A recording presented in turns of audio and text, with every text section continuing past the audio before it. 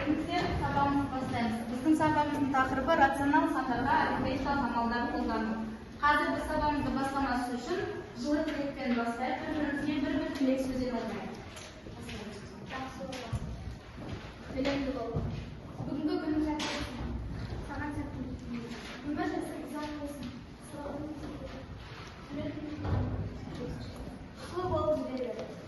Бүгін келмес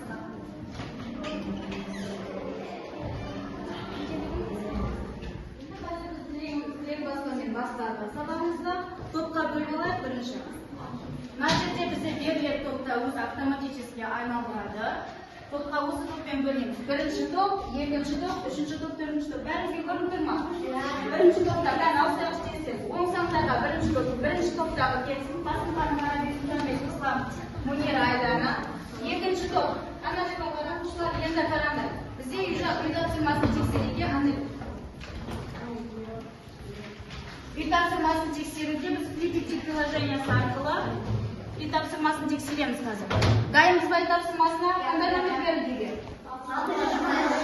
Қазір рулеткадан қай адамның, қай оқушының аты шығады, сол үй тапсырмасына жауап береді. Дайынбыз ба? Қалғандарымыз тексереміз. Дұрыс емес екен. Нұрдәулет дейді. Бар ма Нұрдәулет бізде? Нұрдәулет айтып бірінші. 6-дан 3. Егер дұрыс болса, дәптерlerіне галочка қойыңдар, дұрыс емес болса минус қойыңдар. Келесі екіншісі. Жоқ, екіншісі басқа оқушы айтады. Айдана. Айдана бар ма бізде? Минус 1. Сонда жауап шықты ма? Дұрыс болса галочка қоямыз. Үшіншісі есеп.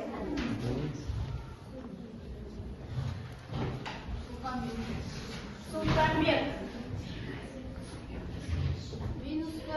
Минус 1. Дұрыс па? Дұрыс. Енді соңғы есеп бізде.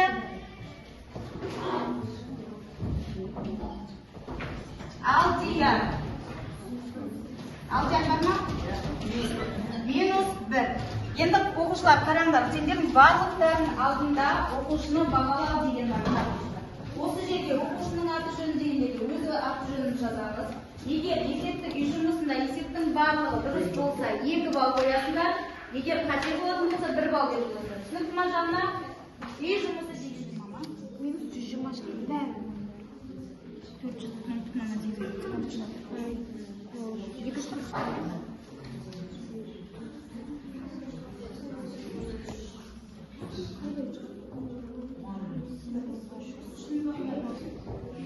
Cevap verme oluşlar. Bir an anlatmam.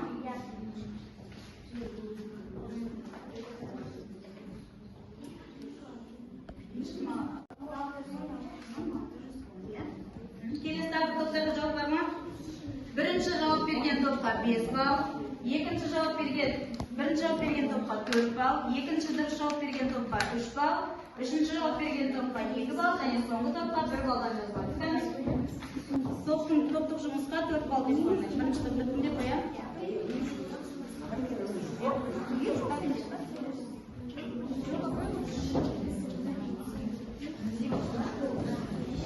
Оқушылар уақыт бітті, бірінші тапсырманы тек қана бір апта орындайлық, қалғандарымыз орындай алмады. Қажеттен қажеттік. Не дешекті шығарылмай жатсыңдар? Бөлу, көбейту, амалдарын орындалмай жатырмыз ба? Мұнда екінші тапсырмаға көше берейін. Тарихи сәттен ештеңе білмедіңіздер. Екінші тапсырма барлықтардың алдындарында конверт бар. Екінші тапсырма деп жазылған. Екінші тапсырма бізде жеке жұмыс. Жеке жұмыс әрқайсымыз бір-бірден алып, шығарып көрсетеміз. Тақтаға шығарым деген оқушылар бар ма? Тақтаның алдына шығарым деген? Рулеткамен көреміз ба? 4 оқушыны шығарайық. Ерасыл тақтаға, бірінші тапсырмаға. Барлығында бірдей. Екінші тапсырмаға, бірінші тапсырманы орындалашы. Тақтадан бірінші шығарған оқушыға 1 балл. Болады ма?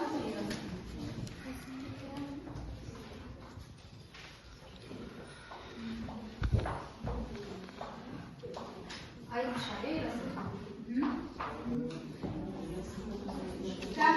естеміз мына жерге қараймыз. Ерасыл. Не орындалады? Амалдар жазайықшы төбесіне. Бірінші амал, екінші амал, үшінші, төртінші амал. Бірінші бізде не орындалады? Көбейту орындалады. Екінші бөлу, үшінші. Баған түбі берді? Я?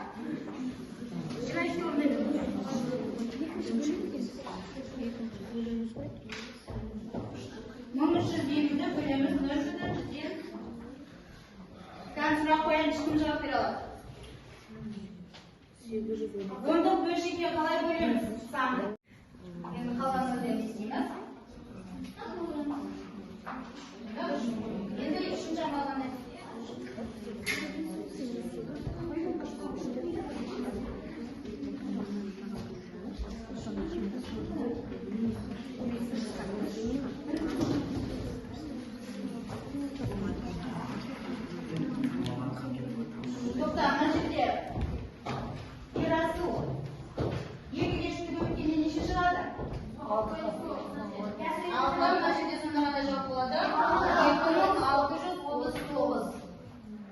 қанша шығады? 9-ын өрге бөлсек.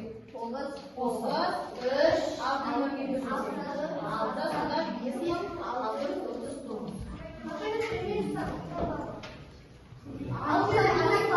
Енді бізде есімізден шығып кеткен. Минус минусқа не береді? Плюс минусқа не береді? Сонда 2 минус шығады. Кім шығарады? Енді байқалмай қалды. Сонда плюс минусқа ескермелік таңбалар. Екі рационал сандар таңбалары әртүрлі болған кезде рационал сандарды қалай орындаймыз? Таңбалары әртүрлі болған кезде. Таңбалары әртүрлі болған кезде үлкен санға кіші сандарды, үлкен санның таңбасын қоямыз. Дұрыс па? Сұлтанбек? Не деді Ахмет? Таңбалары әртүрлі болғанда не істейміз, Мунира?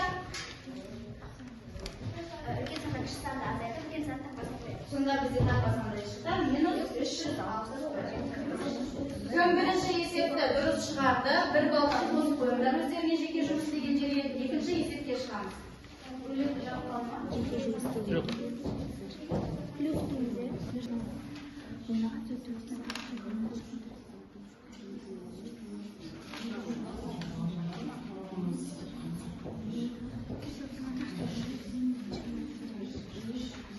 Тақшаға кім шығады екінші есепте? Екінші топтан шыған дегендер бар ма?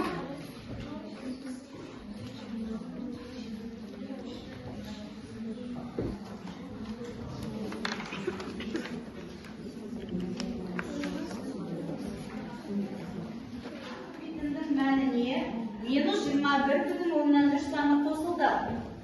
Сән ойлаған санды x деп алсақ. Теңдеу арқылы шығарсақ та болады, я? Немесе кері есеп қылып шығарсақ.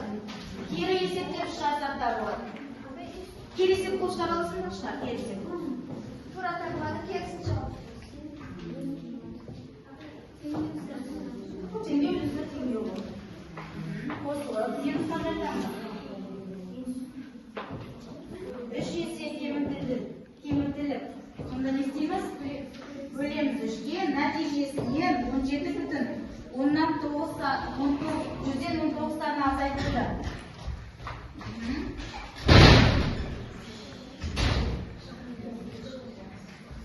Сонда бізде қандай сан шықты дейді? Минус 200,129. Бірінші не істейміз? Қараңдар, 4 есеп еселенді, я? Судан қосылды минус 21,3. Шыққан мәнге бөлінді 3, азайтылды 17,9. Жауап қанша шықты? Минус 200,129. Не істейміз?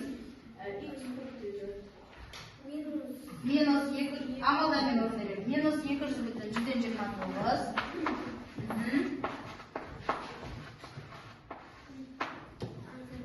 Азайтамыз ба? Мына санды аламыз, я? 17,119 не істейміз? Мына қалай өтеді? Плюс болып өтеді. Баған түрінде шығарып жіберейік тез.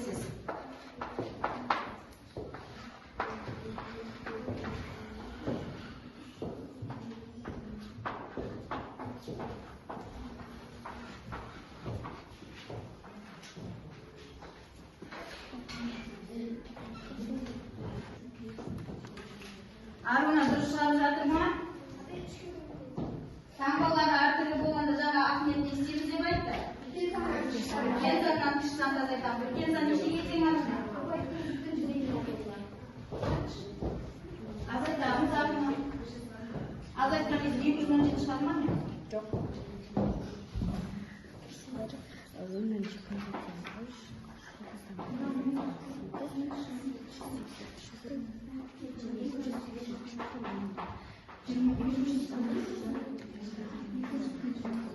Енді келесі бөлуге келісі қандай болады бізде керама? Көбейтті. Сонда минус 183,1-ді көбейтеміз. 0 жазамыз ба?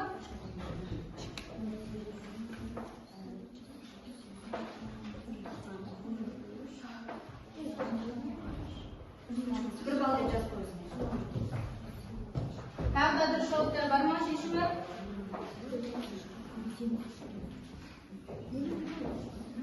Көбейту үш жағы. Мына жерде біз жасанды өткенбіз. Мынаның бәрінен не ма? Бөлу үші. Сонда не істейміз? Көбейту үшке көбейтті. Енді маған теңестіреміз. X көбейту 4.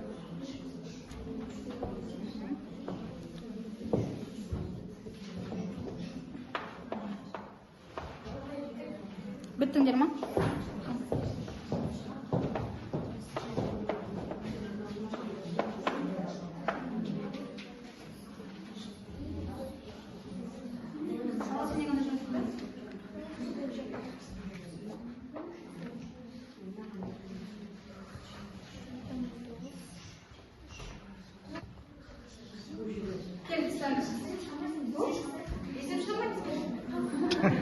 Бізде қараңыздар, тақтада әріптер берілген, әріптердің жанында С, О, Б деген әріптер. Кішкентай индекспен жазылған. Енді С дегеніміз оқушы бізде барлығымыз тұрып істейміз. Дұрыс істеп жатыр ма, дұрыс істеп жатыр ма қараймыз. А, С деп тұр, иә? Сол қолы көтерді оқушы. А деп сол қолы көтерді. Бір әлде қандай бар? Оң қолы көтерді. Түсінікті ма? А деген кезде сол қолмен көтереміз. Қалғандарын сонымен қайталаймыз. О, Б, 1, 2. Кәне екшеуін істеп көрейікші. С, А, Б. Түсіндік па ережені? Кәне бастана береміз. Мынауға қарап айта береміз. Сонда қатармен, иә? Қатармен кетеміз.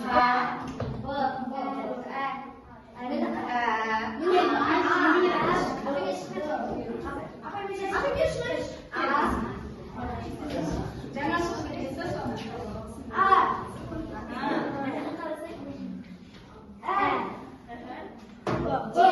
Тез. Б, Г, Ғ. Дұрыс деп жатырмыз ба? Д, С, Ш, Е ма? Е, Ж, З, И, Скай, әртүрлі внимание қалалардан бастады. Қыдан баста.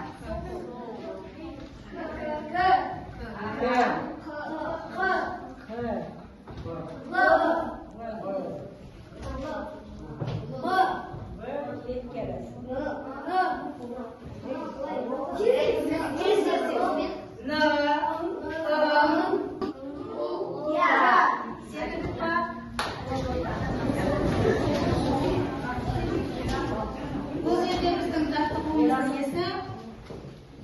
Енді үшінші тапсырмаға көшейік. Үшінші тапсырма, конвертте үшінші тапсырма берілді.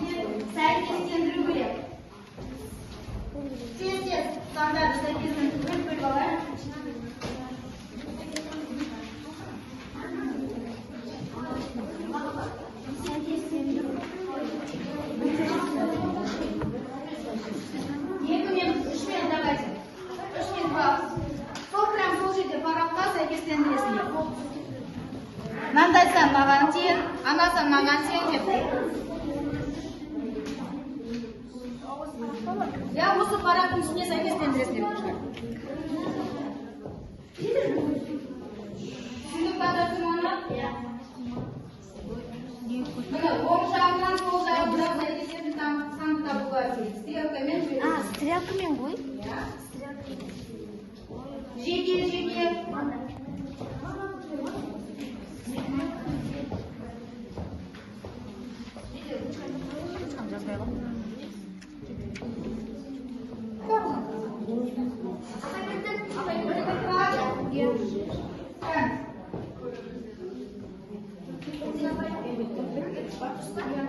Барлық біттік та сәйкестендірілді.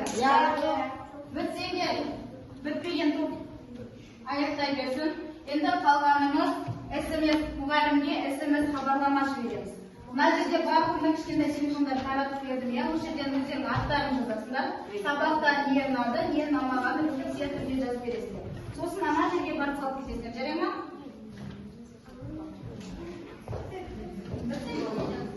Біткен оқышы бір-бірде қоймайды деген жеке тапсырма.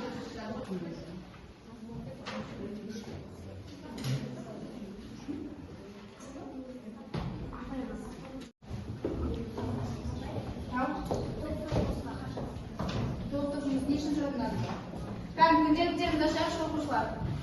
SMS хабарламаны жазып болсақ, күнделікті ашып, егер тапсырманы жазып аламыз. Егер тапсырма номер 626-172 бет. Күнделікті ашып, үй тапсырмасын жазамыз. 626 номер 172 бет. Енді қараңдар, ашқараңдар 626 номерді. 626 номерде есептер амалдар берілген бізде. Қалай орындаймыз? Амалдарды қолдана отыра орындаймыз. Жаза оқпай тапсырмасын? Енді сендерде жаңа бағалау парағы бар еді ғой? Сол бағалау парағына общий сандарына есептеп шығарыңдар максимальный балл. Неше алдыңдар? Тез, жалпы балын есептейікші. Есептеп болып па бәріміз?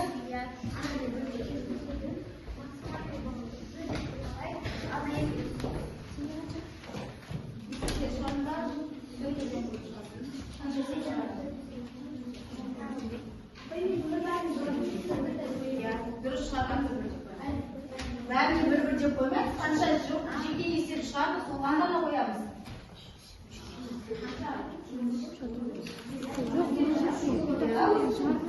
Енді есептеп болып па бәріміз? Санайықшы. 9-10 балл бар ма? 8-9-10 балл. Қол көтерейікші. Екі оқушыда ма? Екі оқушыға сабаққа 5 сонда. 7-8 балл. 6-7-8 балл.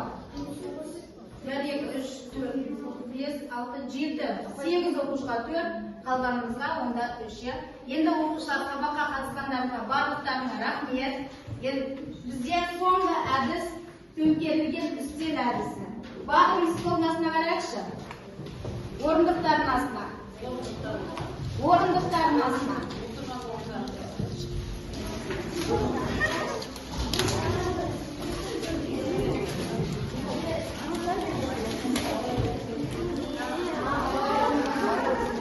Снег заживает.